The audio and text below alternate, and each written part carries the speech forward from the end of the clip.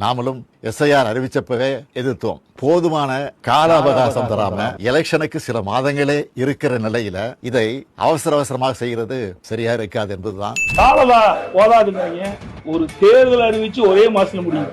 அறிவிக்கப்பட்ட 14 நாள்ல நாமினேஷன் தாக்கல் பண்ணி முடிச்சிடறாங்க. 14 நாட்கள் வாக்கு கேட்கறாங்க. அது முடிஞ்ச பிறகு 3 நாள் கழிச்சு வாக்கு எண்ணி முடிச்சிடறாங்க. ஆக 30 நாள்ல தேர்தல் அறிவிக்கப்பட்டு தேர்தல் நடைமுறைக்கு நாமினேஷன் போட்டு வாக்குகள் சேகரிக்கப்பட்டு வாக்குப்பதிவு நடந்து வாக்கு எண்ணிக்கை முடிவதே 30 நாள்ல. அப்படி இருக்கும்போது ஒவ்வொரு பாகத்திற்கும் ஒரு பிஎல்ஓ நியமிக்கிறார். அது குறிப்பிட்ட மாதிரி ஒரு 300 வீடுக்கு மேல இருக்காரு. சுமார் 1200 வாக்குகள் வச்சிருக்காங்க. 300 வீடுகள் தான் இருக்கு. அப்படி 300 வீடுகள் இருக்கின்ற போது கிட்டத்தட்ட ஒரு நாளைக்கு 50 வீடு என்று எடுத்துக்கொண்டால் கூட அவர் நேரடியாக அந்த 50 வீட்டுக்கு இந்த வாக்காளரை சந்தித்து படிவத்தை கொடுத்தா கூட ஒரு வாரம் தான். ஒரு வாரத்தில் அந்த படிவத்தை கொடுத்தாங்க. ஒரு 10 நாள்ல திருப்பி வாங்கணும். அந்த 3 முறை அந்த வாக்காளர் வீட்டுக்கு சென்று இந்த வாக்காளர் படிவத்தை வழங்க வேண்டும். இல்லாத அதாவது அவர் செல்கின்ற பொழுது வீட்டில் இல்லாததால் மீண்டும் அந்த படிவத்தை சம்பந்தப்பட்ட வாக்காளர் கொடுக்கணும். இது நடைமுறை.